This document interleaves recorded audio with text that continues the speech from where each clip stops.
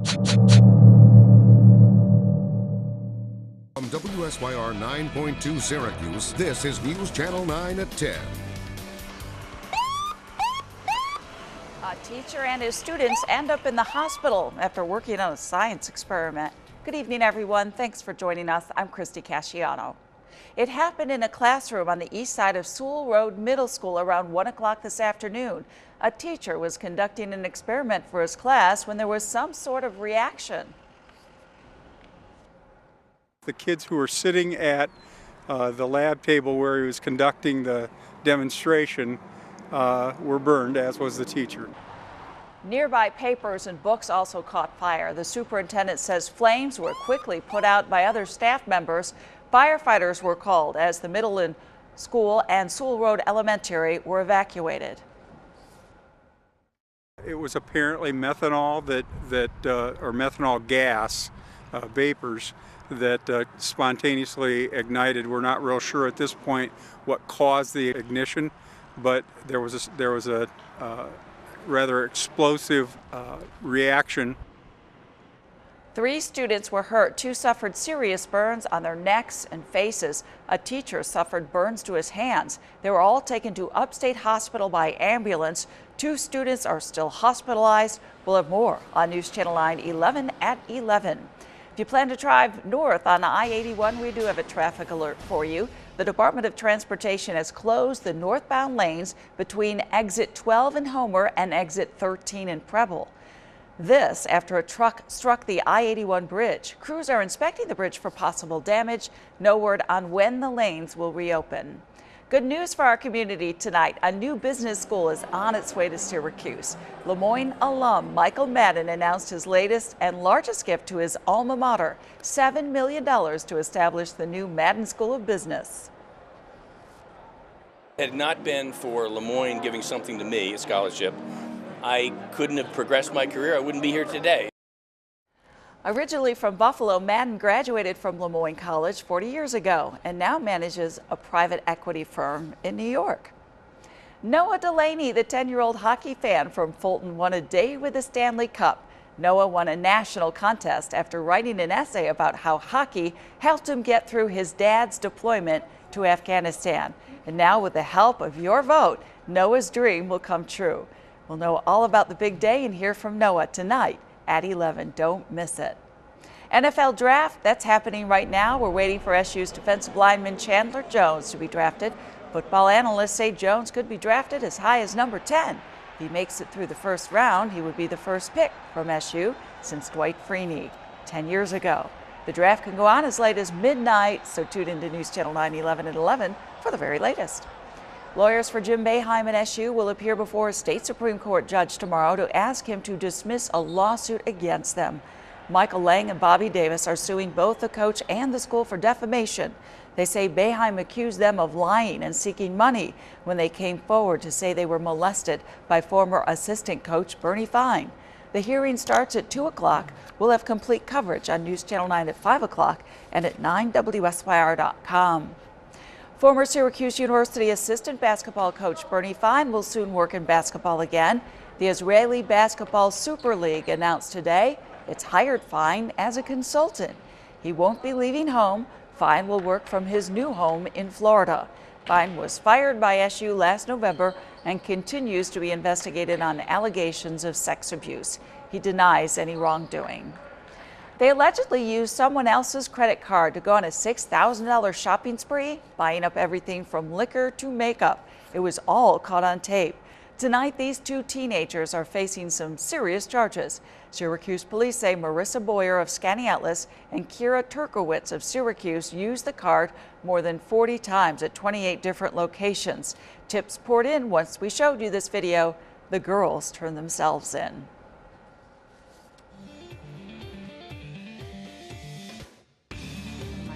Jaw dropped to the floor. I thought I'd had the last to do with him. You know, I didn't think I'd ever hear his name again. She's talking about this man, Christopher Van Etten, who took $16,000 from her mom 10 years ago. Police say he's back at it, scamming more people. That's why the Fugitive Task Force says they need to catch him. 37-year-old Christopher Van Etten is wanted for grand larceny. He's 5'10", 225 pounds. His last known address was Lakeshore Road in Cicero. New information indicates he may be hiding out in the northern suburbs of Onondaga County or southern Oswego County. Call police if you know where he is.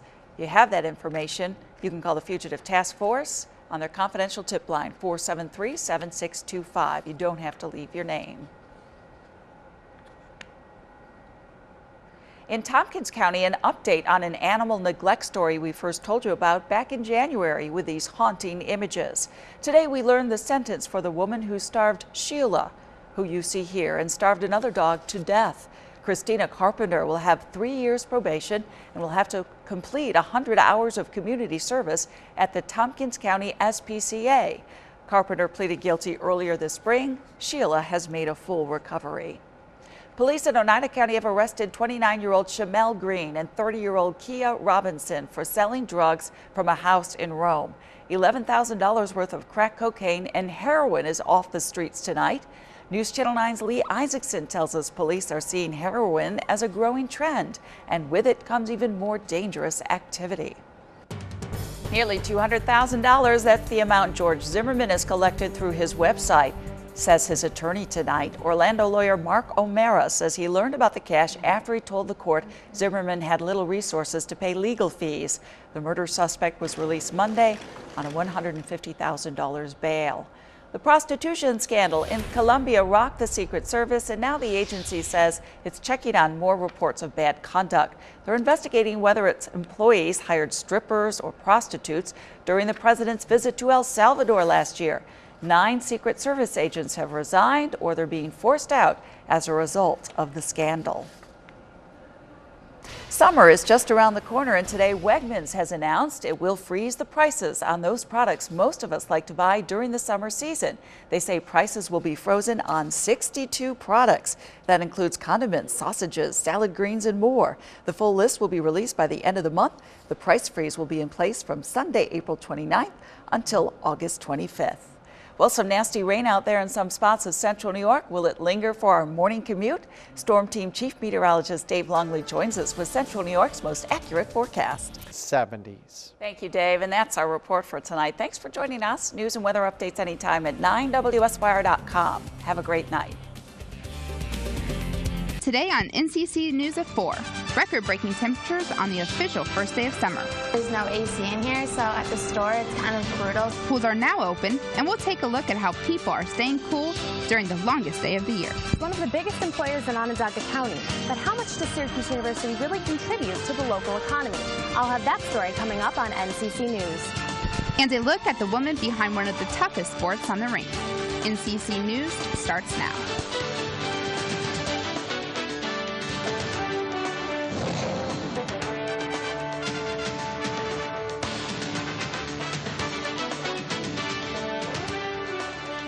It's 93 degrees in Syracuse, and this is the view from our newsroom on this hot, hot day of summer.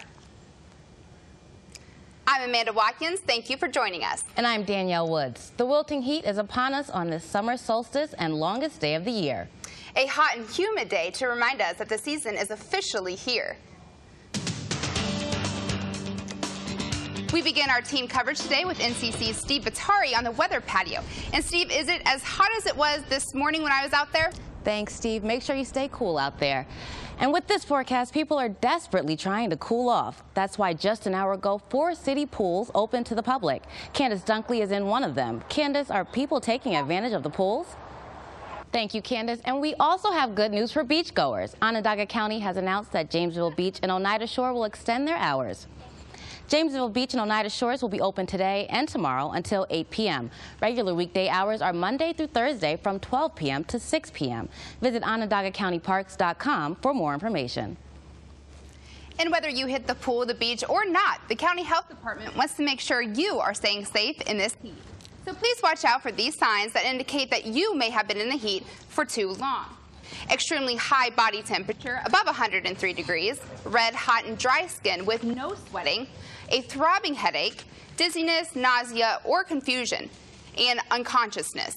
Now, these are all signs of heat illness and should be treated immediately. Now, as Central New Yorkers look for ways to beat the heat, we sent NCC's Cody Combs to find out how to keep your cats and dogs cool and comfortable. Cody? Thanks, Cody. Officially, it's not summer quite yet. The summer solstice is at 7:09 this evening, but that's no reason not to celebrate the start of the season. Bear Lake Nature Center near Baldwinville is holding a Celebrate the Solstice event all day today. Visitors to the lake can participate in a variety of activities, from canoeing to hiking to learning how animals keep cool in the summer. Getting outside and just appreciating just the weather and nature itself, and just kind of everyone getting together and celebrating. The concession stand will be serving picnic foods, and a local guitarist will be playing into the evening. Now that summer is officially here, it's time to bring out the bug spray, because those pesky mosquitoes are back again. West Nile and Tripoli are still major concerns this summer, but the Onondaga County Health Department is already doing its part to prevent the mosquito population from growing too much. 1,500 sites across Onondaga County will be visited this summer, and some sites will even be visited at least twice. The health department only treats public spaces, so make sure you take care of your property and don't let it become a mosquito breeding ground. It's been speculated for a while, but now it looks like New York State legislators are officially clamping down on indoor tanning. Today, the New York Assembly voted to ban the use of indoor tanning beds for anybody 16 years old or younger. Tanning bed owners already have to require parental consent for minors to tan, but some tanning owners don't seem too concerned about the new law affecting business. We don't have a great call for tanners that are under 16. Mostly it's 16 and up. They usually come for proms, for senior balls. We don't have a lot of business in under 16-year-olds. I don't really know that it's a necessity for someone under 16 to tan. Well, the New York State Senate approved a new bill today that allows drivers to add emergency contact information to their driving record. State Senator Patty Ritchie says the optional next of kin registry will make it easier for police and emergency responders to get a hold of someone's contact in case of an emergency. Well, the State Labor Department also released the unemployment numbers for the month of May, and compared to last year, the numbers for New York have gotten worse. In May of 2011, the unemployment number was 7.8%, and last month they were 8.6%. But the national unemployment has gone up from 8.7% last May to 7.9% last month. Those unemployments were just one of many hot topics this morning at the Local Government Institute Conference in Syracuse. We're here with NCC's Olivia Fecto, who talked to the state comptroller this morning about the economy. Olivia? Thanks, Olivia. This college town may be at an economical disadvantage, but that's not stopping one luxury outlet store from opening up shop at Destiny USA. Saks Fifth Avenue off 5th opens tomorrow at 10 a.m. It's the most recent outlet to open up at Destiny USA. Saks makes the move to Destiny USA in style, hosting Fashion Week comes to Syracuse for 1 week. The new store is on the first floor adjacent to Michael Kors. And still ahead in our newscast, 3 people are dead today after a shooting at a strip club.